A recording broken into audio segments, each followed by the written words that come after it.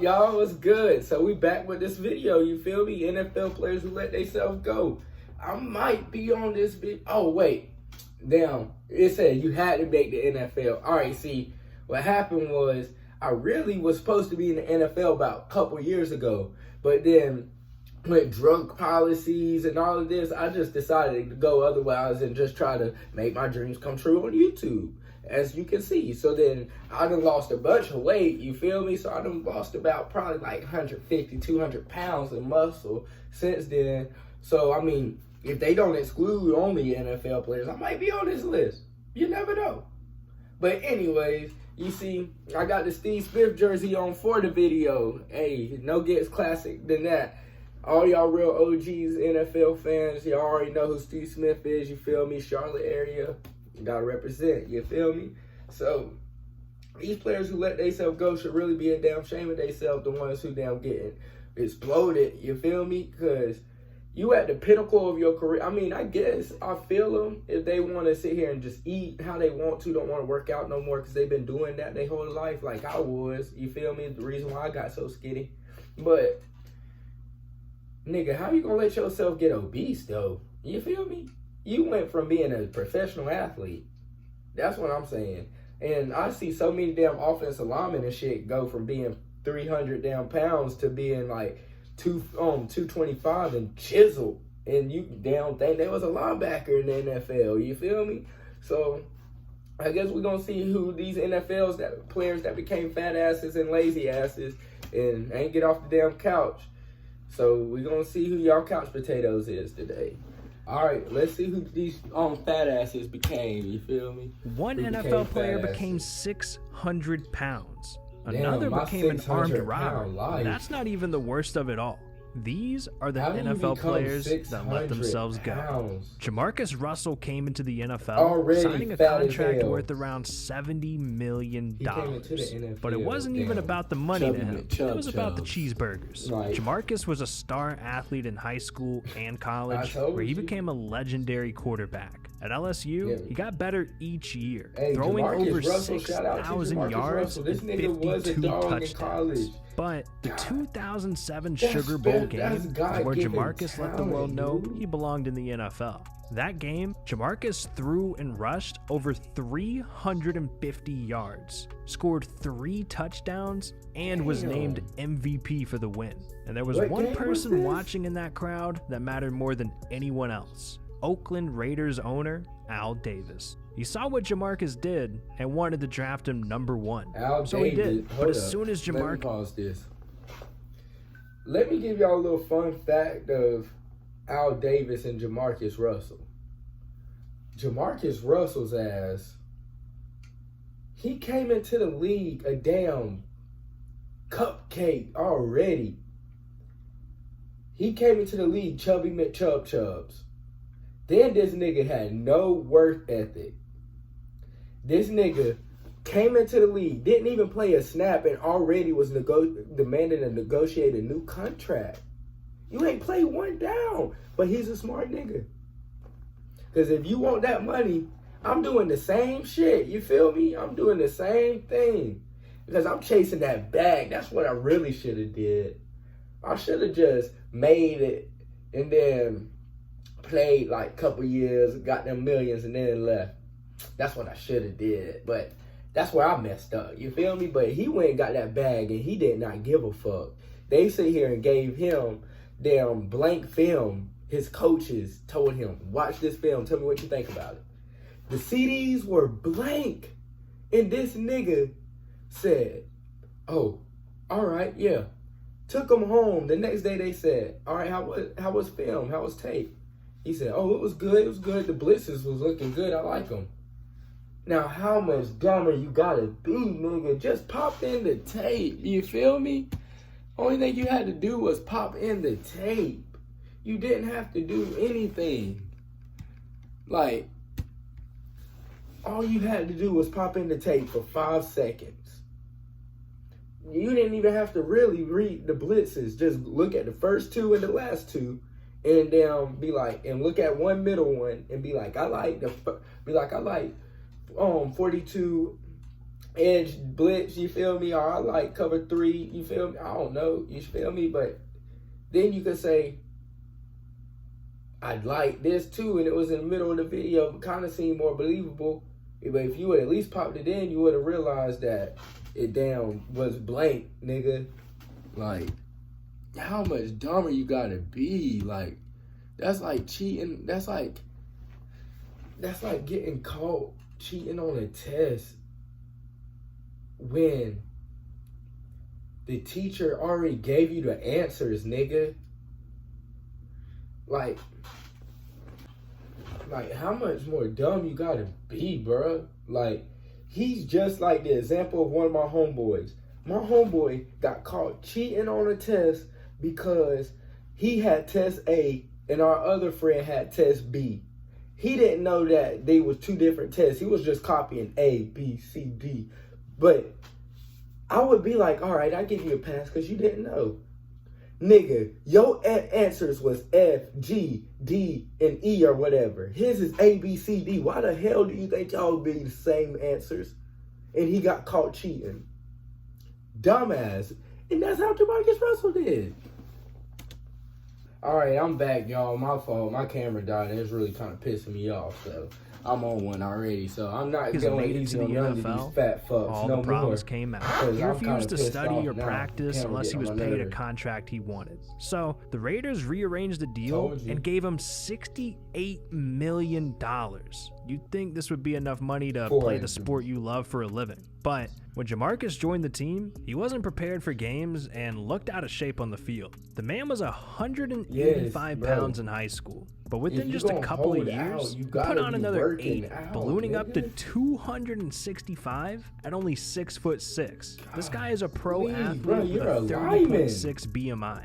That is clinically obese. But that wasn't even the worst part about Jamarcus's issues. On Tuesdays, the team studied their opponents and prepared for the next game. And Jamarcus would always skip those days. So the staff tried everything. They even made DVDs of the game plans for Jamarcus to watch at home. But he still never seemed ready to play. So coaches sent Jamarcus a blank DVD to see if he'd notice. And the next time they saw him, he said the game plan looked good. Something had to be done. So his teammates came to Jamarcus's house to watch film with him. And that's when they found out about his secret addiction.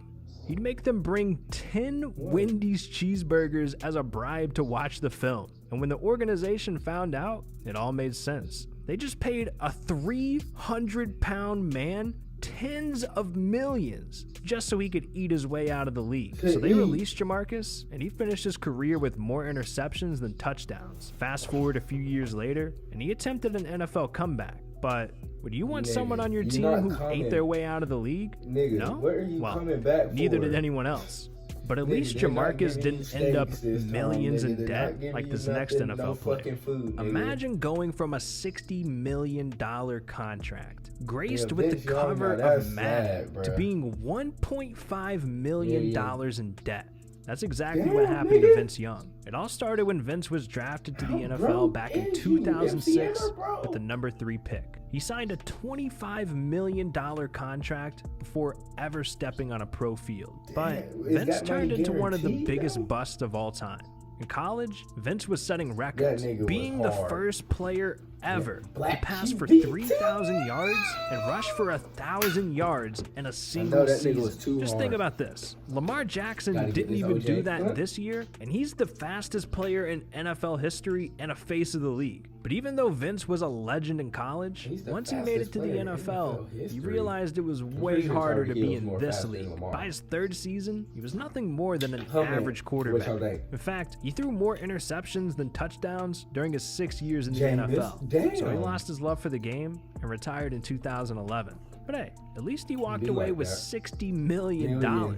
You save that, and you got enough for a lifetime, even your kid's lifetime. But Vince Young had different plans for his retirement. He decided to spend all of his money on his Cheesecake Factory addiction. Vince would spend $5,000 a week at the restaurant. One employee said he spent $15,000 in one night. But that's just where the reckless spending. How do you? Oh my gosh! I mean, Cheesecake Factory is expensive as hell. Don't get me wrong. Them damn steaks be about 60. Them shits be pushing it, especially for my damn budget. But damn, 15,000. Do you know what I could do with $15,000? You know what I could do with $500, bruh? And you spending 15 racks in cheesecake? You're not even spending 15 racks. You're not even spending 15 racks in the club, nigga. Popping bottles, blowing money on hoes and weed, you feel me? Some fun shit. You spending 15 racks on some food, you fat fuck. Was Weight Watchers not in back in the day? Come on now. Started. One day, Vince decided he wanted some silence when he flew across the country. So he bought every single seat on a Southwest flight to be by himself, spending around $20,000 on a single flight. Vince thought he was invincible. A $300,000 birthday party, Ferraris. He was buying alcohol for every hot girl he saw. But one day, these niggas are doing all that, balling on a budget as a retired ass NFL player. Nigga, you retired. If you want to do that, if you want to sit here and spend money on groupie hoes and fly them out and buy some cheap ass lace fronts and shit, nigga, you gotta do that shit while you balling. Why? Because one, is cheaper. You don't have to spend as much alcohol to make her want to smash you. Two, you're gonna have a bunch of groupie hoes coming to you for free you ain't gonna have to pay for. Three, you still trying to ball like that and you don't have a consistent check coming in. You might have endorsements or whatever, like, I don't really know the back plans, but you don't got that football money coming in. I know you missed them football checks. You could have at least worked out to be a backup QB, nigga. But your lazy ass wanted to sit down on the couch and eat goddamn potato chips and Debbie cakes all day. Obviously cheesecake with your fat ass. Vince got a call from his financial advisor telling him he was dead broke. This man went from $60 million to negative $1.5 million in literally 3 years. That shit made Vince was forced to file bankruptcy. Things were so rich. bad, selling all of his old assets weren't enough to cover his debt. So he eventually went back to school, entered rehab, and hit the reset button on his life. Damn, I wonder what he was on. But it could be worse. Drugs, alcohol. At least Vince didn't become one of the most hated NFL players ever, like this next guy. To this day, no one can really explain what happened to Antonio. Come on now. We not doing that, bruh. We not doing that. Y'all not gonna down talk my nigga AB, bruh. We not gonna down talk my nigga AB, bruh. Me and you gonna really have big ass problems now, the creator of this video. Now, AB is that nigga.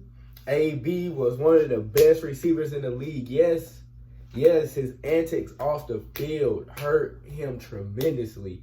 God knows where he could be right now if it wasn't for them off-field antics.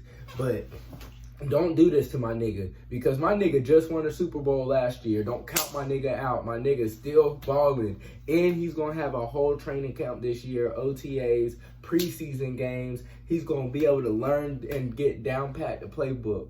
You ain't seen my nigga doing none of them antics now. You feel me? My nigga chilling. And during all these antics, 1 second, his girlfriend had his back. Next minute, his girlfriend didn't. The next minute, sound like his baby mama was back, having his back. I'm not really sure, you feel me? So, that's kind of a whole wishy-washy slope to begin with. So don't even try to downplay my nigga from that shit. So, come on now, before we have problems. Some blame his ego, others think the Madden curse had something to do with it. Nah, either way, AB let himself go. During his first years in the NFL, he racked up over 11,000 yards and almost 80 touchdowns. He had 100 receptions in 6 straight seasons, the longest streak in NFL history. Antonio felt unstoppable, and with that, he became the second highest paid wide receiver ever, making $17 million per season. No wonder his ego got so big. He started feeling like he was the organization, not the team. And he started beefing with people in the locker room, caught streaming teammates bashing other NFL players and partying nonstop. Eventually, he demanded a trade from the Steelers, so he was dealt to the Raiders. And then once he got to Oakland, but then he had a whole scheme. Only got worse. Didn't he literally showed up to training camp in a hot air balloon, but he couldn't even practice. He had to sit out after suffering frostbite from a recent cryotherapy session, but it just keeps getting worse. Around that time, the NFL started placing uniform bans for the upcoming season, and one of those was a helmet that was Antonio's favorite. So he refused to practice with the Raiders for weeks, trying to petition the league. The Raiders started fining him for this, and Antonio posted the letter to Instagram with the caption, "When your own team wants to hate, everybody got to pay this year." Later in the day, Antonio showed up to practice, confronted the GM, and teammates had to hold him back. A few days later, Antonio apologized to everyone during a team meeting, and things actually seemed like they were turning around. Until later that day, Antonio posted a video on YouTube of a private conversation recorded between him and Jon Gruden. Okay. So the Raiders fined him $215,000 for conduct detrimental to the team, and avoided Antonio's $30 million in guaranteed money. So he went back to Instagram and posted, "You're gonna piss a lot of people off when you start doing what's best for you. I'm not mad at anyone. I'm just asking for the freedom to prove them all wrong." And just hours later, the Raiders released him. The very next day, Antonio was signed by the Patriots, and the internet nearly exploded, imagining him. That nigga finessed the hell out the Raiders. That was his whole plan. Do y'all not get it? That's why I'm saying this nigga is a cheat code. This nigga did not want to play for the fucking Raiders. That's why he showed up in a hot air balloon. That's why he did the things he did. Because he did not want to play with them scrub ass niggas. I'm not gonna cap. I wouldn't want to play with Derek Carr scrubby ass anyway. He can't damn hit a rock if it was 10 feet away from his ass. So, I mean, I don't blame you, nigga. I got my boy AB back. Y'all can hate me if you want to. So, hey, you know, I don't give a... You know, I'm like, AB, they gonna hate when you do what's best for you. Ain't that right, AB? Tom Brady together. He wanted to go they went on to play Brady. A single game together. But then another Brady. Scandal was released, and the Patriots released him immediately. Antonio went from a superstar and a face of the NFL to nearly blackballed from ever playing again. So he's lucky the Buccaneers gave him a chance. So why you got him on this list then, but nigga? On the bright side, at least Antonio has kept himself in shape, unlike this next NFL player. Jared Lorenzen's fall-off is one of the most heartbreaking stories in the NFL. Unlike any pro athlete ever, he was the first to predict his own death. It all started when Jared was a kid. Throughout his teen years, Jared treated sports like his life depended on it. He could have made it to the NBA if he wanted, but he was even better at football. And I mean, the man was already 240 pounds in high school, so it worked out perfectly. As a junior, Jared passed for a record 2,759 yards. What the hell? They got Piggly Wiggly back there playing quarterback? That's like trying to tackle an old lineman. 240 in high school? And you're playing quarterback? Damn, hey, he had some moves, I guess, but damn, that's like tackling an offensive lineman. And during his senior year, he threw for 3,393 yards, 45 touchdowns, and rushed for 15 touchdowns as well. Jared went to Kentucky for college, and there he became even better. He had to drop 40 pounds down to 200 for his coach to let him play, but it was well worth it. Jared spent 4 years at Kentucky, and he threw for over 10,000 yards and 78 touchdowns, both records to this day. But during all this time, Jared's weight was slowly becoming a concern. By the end of his college career, Jared was 285 pounds. He wasn't the size of a tip. I thought y'all just said that he had to slim down to 200 pounds to play. This is where your nutritionist is supposed to come in. Even your coach, your position coach is supposed to be like, come on, bro, you are getting too fat. You are 200. Y'all got to be realistic, this man. If he wanted to play NFL ball, you should have told him, like, y'all should have kept him on a weight program.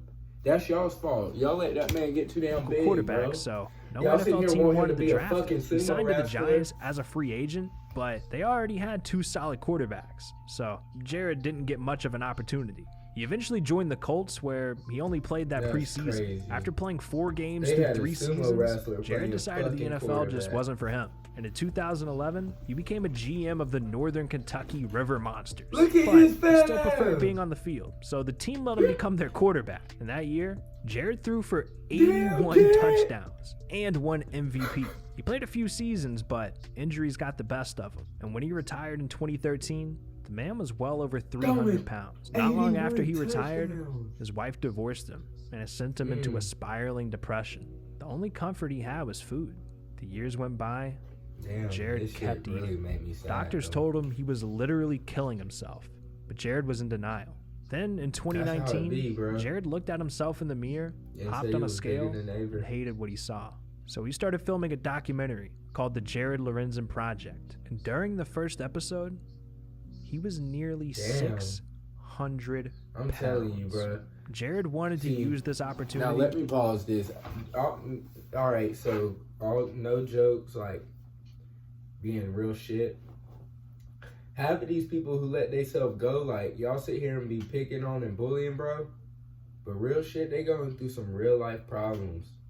And y'all don't really know what they going on behind the scenes. You feel me? Y'all just know what y'all think. You feel me? Y'all be assuming stuff. And that's what's wrong with the internet. Y'all assume too much stuff.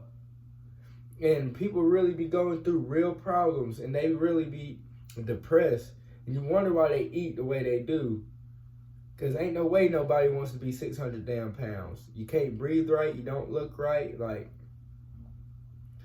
so, with that being said, those people, you got to come with love and really try to embrace them. But I'm still not going, like, that's their coach's fault and their family. Like, y'all got to be there for them. Like, I love my mama too much to sit here and let my mama get 600 pounds. If my mama's getting fat like that, you feel me, 600, I'm telling my mama, like, mama, you pushing it.